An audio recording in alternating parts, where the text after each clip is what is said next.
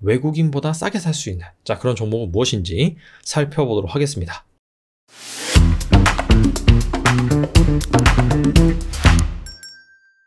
최근 동학개미만 울었다. 1분기 유일한 마이너스 수익률이라는 기사가 나왔습니다. 1분기에 주체별로 투자 성과를 비교한 것인데 투자 성과를 산정한 방식은 다음과 같습니다. 투자 주체별로 1분기에 순매수 상위 10종목 이것들의 주가 상승률 평균을 구해보니까 외국인과 기관 같은 경우에는 플러스 수익률을 기록을 했는데 개인은 마이너스 16%의 수익률을 기록했다는 얘기입니다. 근데 사실 이거는 순매수 상위 10종목의 평균 주가 상승률을 바탕으로 계산한 성과이기 때문에 정확한 것은 아닙니다.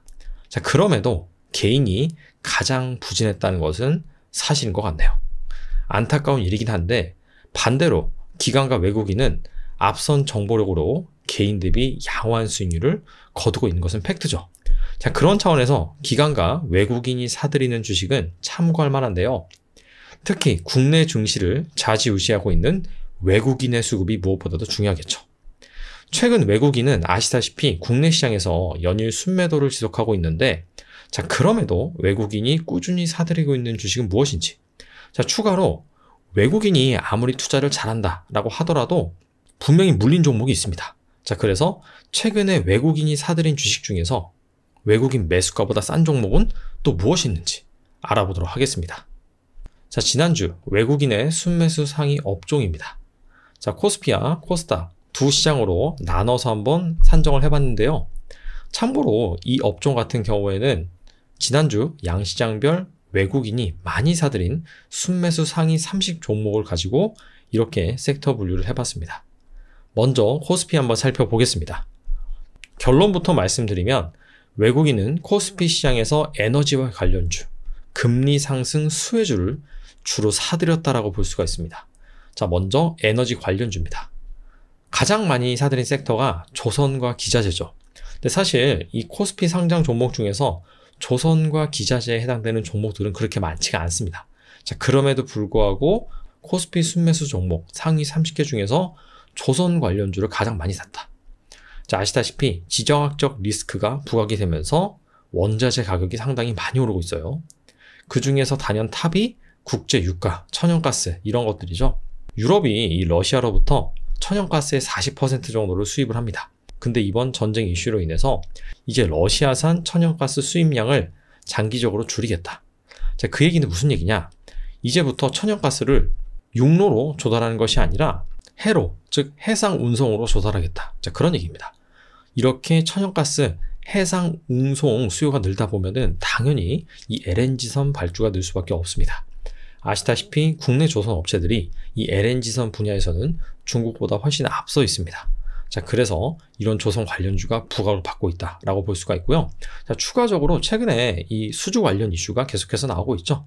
그런 부분들이 이 외국인이 조선주에 대해서 러브콜을 보낸 이유가 아닌가 생각해 볼 수가 있습니다. 그리고 정유와 화학, 에너지 같은 경우에는 당연히 이 에너지 가격 상승 수혜주다라고 볼 수가 있겠죠. 여기에서 말하는 에너지 섹터는 전통 이 원유를 생산하는 그런 에너지일 수도 있고 신재생 에너지일 수도 있습니다. 국제 유가가 올라가면은 그 대체재 성격을 가지고 있는 친환경, 그런 에너지 역시 부각을 받을 수가 있습니다. 그리고 건설관 플랜트 섹터 같은 경우에도 국내 주택 같은 경우에는 이 에너지 가격 상승과는 무관하지만 해외 플랜트 이런 부분 같은 경우에는 아무래도 이 국제 유가라든지 원자재 가격이 오르면은 발주 업황이 좋아집니다. 그리고 이 금리 상승 수혜주, 이 금리 상승과 관련된 주식도 외국인이 많이 사들였다고 볼 수 있는데 대표적으로 은행주를 들 수가 있죠. 금리가 올라가면은 이 예대 마진, 예금 이자와 대출 이자의 차이가 벌어집니다. 그러면서 자연스럽게 은행들이 돈을 잘 벌 수 있는 환경이 마련이 되고 있죠. 최근에 이 연준에서 매파적인 그런 긴축 스탠스를 계속해서 내비치니까 10년 만기 국채 금리가 2.8%를 뚫어버렸습니다. 그러면서 다시금 이 은행주에 수급이 쏠리고 있는 모습입니다. 통신주 같은 경우에도 간접적으로 이 금리 상승 수혜주다라고 볼 수 있어요. 왜냐하면 통신주는 대부분 PR이 상당히 낮습니다. 저평가, 가치주다라고 볼 수가 있는데 아시다시피 금리가 오르면은 이 성장주의 매력은 떨어지고 가치주의 매력은 오릅니다. 자, 그런 차원에서 이 통신주 쪽으로 수급이 쏠렸다라고도 볼 수 있는 부분이죠. 자, 이번엔 코스닥 시장에서 과연 어떤 종목들을 많이 사들였는지 살펴보도록 하겠습니다. 코스피에 비해서 코스닥 같은 경우에는 명확한 방향성은 없습니다. 상당히 이 다양한 섹터를 사 모았다라고 볼 수가 있는데, 자, 그럼에도 의미를 찾아본다라고 한다면 미디어 섹터가 상당히 많잖아요. 근데 이 코스닥 상위 종목 중에서 미디어 섹터는 그렇게 많지가 않습니다. 자, 그래서 이 미디어가 대부분 엔터, 그 다음에 콘텐츠, 영화 관련주로 구성이 되어 있는데, 아무래도 자, 이런 종목들이 리오프닝 수혜주다라고 볼 수가 있겠죠. 당장 월요일부터 정부가 사회적 거리두기 제한을 전면 해지를 합니다. 2년 1개월 만이라고 하더라고요. 자, 그래서 이 리오프닝과 관련된 미디어 주식 쪽으로 수급이 쏠렸다라고 볼 수가 있고요. 자, 그 다음에 이 스마트폰 관련주들을 많이 샀어요. 지난주에 애플카 출시와 관련된 이벤트가 발생을 했었죠. 한국 협력사를 중심으로 후공정을 맡긴다. 자, 그런 뉴스가 나왔습니다. 자, 이에 따라서 이 스마트폰, 애플과 관련된 이 스마트폰 밸류체인들이 한 차례 부각을 받은 적이 있습니다. 자, 그런 차원에서 이렇게 수급이 쏠렸다라고 볼 수 있을 것 같아요. 자, 추가적으로 이 조선업체, 에너지 관련주들, 코스닥 시장에서도 여전히 이 외국인의 수급이 쏠린 것을 볼 수가 있는데, 이 부분은 이 코스피 시장과 마찬가지로 이 지정학적인 리스크, 현재 매크로 상황을 반영을 해서 이런 주식들을 많이 사지 않았나라고 볼 수가 있습니다. 자, 그렇다면 외국인이 많이 사들인 종목 중에서 과연 외국인 매수가보다 싼 종목, 자, 어떻게 본다면 우리가 투자를 한다라고 본다면 외국인보다 싸게 살 수 있는, 자, 그런 종목은 무엇인지 살펴보도록 하겠습니다. 자, 외국인 매수가보다 싼 종목들의 리스트입니다. SK텔레콤부터 CJ제일제당까지 조사 대상 기업이 총 60개거든요. 근데 이 외국인 매수가보다 싼 종목은 6개 불과합니다. 지난주 외국인이 산 종목 중에서 90%는 올랐는데 한 10% 정도가 떨어졌다라고 볼 수가 있어요. 그 10%가 바로 이 종목들이다 라고 볼 수가 있고요. 구체적으로 표에 대해서 말씀을 드리면 4월 11일부터 15일까지 주가 변동률, 그 다음에 외국인이 순매수한 금액, 여기 나와 있습니다. 즉 지난주 외국인이 순매수한 주식 중에서 주가가 떨어진 그런 종목들이 바로 여기에 해당된다라고 보시면 되고요. 자, 추가적으로 외국인이 해당 종목을 얼마나 연속적으로 사들이고 있는지 그 부분에 대해서도 기재를 해놨습니다. 여기 순매수 2일이라고 나와 있는데 여기 8이라고 나와 있죠. 이 얘기는 SK텔레콤을 8일 연속 외국인이 순매수를 하고 있다. 그리고 이 8일간 사들인 금액은 1377억이다. 자, 이렇게 보시면 됩니다. 자, 근데 이렇게 지난주에 주가가 떨어졌다. 자, 그런 차원에서 접근을 하면 되겠죠. 옆에는 영업이익 컨센서스 1분기 실적 시즌이니까 1분기 수치 넣어놨고요. 이게 전년 대비 얼마나 증가를 한 수준인지, 그리고 한 달 전 컨센서스 대비 얼마나 올라갔는지 기재를 해놨습니다. 추가로 시가총액, 주가 데이터 넣어놨습니다. 자, 그래서 이 중에서 몇몇 기업만 살펴보면 먼저 SK텔레콤입니다. 원래는 SK텔레콤이 전년과 거의 비슷한 영업이익을 기록할 것으로 예상이 됐는데 한 달 전 대비 이 컨센서스가 소폭 상향 조정됐죠. 원래는 이 SK텔레콤이 최근에 분할 이슈가 있었죠. 자, 그러면서 일회성 비용이 반영이 됐었습니다. 그래서 전년 동기 대비 역성장이 예상이 됐는데 마케팅 비용이 감소를 했고요. 뭐 아시다시피 작년까지 이 5G 가입을 위해서 마케팅을 많이 했습니다. 그 부분이 올 들어선 감소를 하고요. 그 다음에 이 5G 망을 깔기 위해서 대대적인 설비 투자를 이 코로나 전까지 진행을 했는데 이 부분이 일단락되면서 이제 감가상각비도 감소를 하는 것이죠. 자, 그런 부분이 종합적으로 반영이 되면서 영업이익이 일회성 비용 반영에도 불구하고 소폭 증가할 것으로 예상이 됩니다. 자, 다음은 JYP 엔터입니다. 이 기업 같은 경우에는 한 달 전에는 이 컨센서스가 없었는데 자, 최근 들어서 1분기 컨센서스가 나왔는데 전년 대비 무려 44.8% 영업이익이 증가할 것으로 예상이 됩니다. 사회적 거리두기 전면 해제, 여기에 따른 대표적인 리오프닝 수혜주라고 볼 수 있죠. 그리고 올해 상반기 트와이스, 스트레이키즈 등 주력 아티스트들의 콘서트가 재개가 됩니다. 하반기도 마찬가지입니다. 자, 이에 따라서 이 콘서트 매출이 2019년 수준을 상회할 것으로 예상이 되고 있습니다. 그리고 최근 한 2, 3년간 주력 아티스트들의 팬심이 더욱더 강해지고 있습니다. 트위터 팔로우 수, 앨범 판매량이 지속적으로 증가를 하고 있고요. 그리고 이 질적인 변화가 감지가 되는 게 원래는 중국, 일본, 아시아 쪽 매출 비중이 컸습니다. 자, 그런데 이런 것들을 제외한 기타 해외 매출 금액이 2019년 281억에서 2021년 444억 원으로 증가를 했습니다. 이 수출의 질이 좋아지고 있다. 자, 이런 부분들이 점점 성장을 하고 있다라고 한다면 이 멀티플 상향 요인이 될 수가 있겠죠. 자, 다음은 파마 리서치입니다.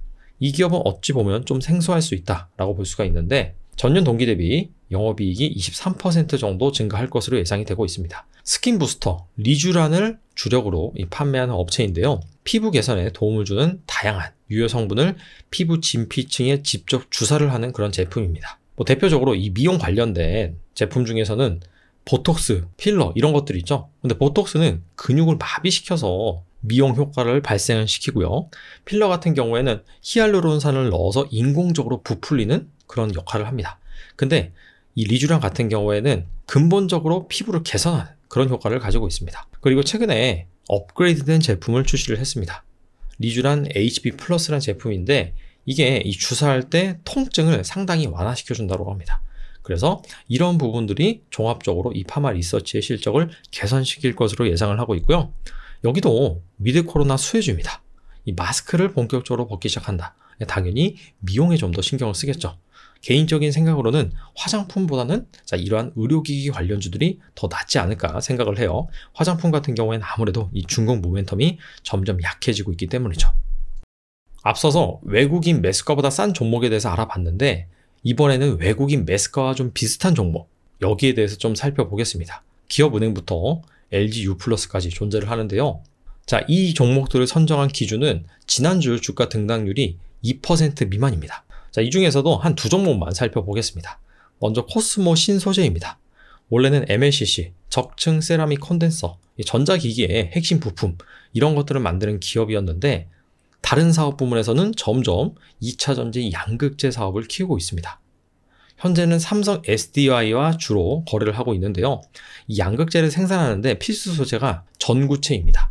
근데 이거를 2020년 4월에 삼성 SDI 자회사 STM으로부터 전구체 생산 라인을 인수를 했습니다. 근데 이런 것들이 최근에 다 정비가 되고 조만간 가동을 시작을 합니다. 아무래도 이 전구체 생산 라인이 잘 가동된다라고 한다면 양극재를 생산함에 있어서 원가 경쟁력이라든지 그런 부분이 커질 것으로 예상이 되고요. 아시다시피 2차 전지 중에서 양극재 업체들이 가장 큰 시가총액 가치를 부여받고 있죠. LNF, 에코프로, BM, 포스코 케미칼까지. 자, 근데 그런 기업이 너무나 좀 부담스럽다라는 차원에서는 이 코스모 신소재 한번 주목해 볼 필요도 있을 것 같습니다. 자, 그리고 워닝 머티리얼즈라는 기업이 있어요. 이 기업은 메모리 반도체 소재를 만드는 기업입니다. 증착, 식각 등 다양한 공정에서 사용되는 소재인데 주로 특수가스를 만듭니다. 근데 이 기업이 사실 IR에도 그렇게 관심이 없고 별로 증권가에서 그다지 주목하고 있는 기업은 아닙니다. 자, 근데 조용히 티 안 나게 계속해서 매년 실적을 성장시키고 있는 기업입니다. 지금 최근에 삼성전자나 SK하이닉스 주가가 그다지 좋지 못하죠. 자, 그런데 2분기를 저점으로 이 메모리 가격이 반등할 것으로 예상이 되고 있습니다. 낸드 플래시 부문에서는 키옥시아의 생산 중단 영향, 삼성전자 시안 공장 가동 일시 중단 이런 이벤트도 있었죠. 자, 이런 걸로 인해서 공급 부족 현상이 발생을 하다 보니까 이렇게 메모리 가격이 회복될 것으로 예상이 되는데, 자, 그렇다면은 이 관련 소재를 만드는 워닝 머티리얼즈 역시 긍정적인 업황이 형성될 수가 있겠죠. 자, 지금까지 외국인이 지난주 어떤 주식을 많이 사들였는지, 그리고 외국인의 매수가보다 싼 종목은 무엇인지 살펴봤는데요. 일단 외국인은 원자재 그리고 금리 상승, 리오프닝 관련주를 주로 매수를 했다. 최근 매크로 상황을 반영해서 이 긍정적으로 수급이 쏠릴 만한 그런 주식들을 주로 사들였다라는 것을 알 수가 있습니다. 그리고 이 외국인이 코스피, 코스닥 시장에서 순매수한 각각 상위 30개 종목을 살펴봤는데 90%는 올랐어요. 하지만 10% 정도는 주가가 조정을 받았다. 자, 그래서 어떻게 본다면은 외국인이 물린 몇 안 되는 종목이라고 볼 수 있는데 외국인이 샀다고 무조건 다 올린 것은 아닙니다. 외국인이 계속해서 물리는 종목도 있습니다. 자, 그래서 무턱대고 이런 종목들 따라 사는 것보단 자, 외국인이 이 기업을 왜 투자를 했는지, 투자 포인트는 무엇인지, 자, 그런 차원에서 여러분들이 활용을 하시면 좋을 것 같습니다. 시장의 방향성보다 종목 발굴이 중요한 지금 꼭 좋은 종목 잘 발굴을 하셔서 성공 투자하셨으면 좋겠습니다. 감사합니다.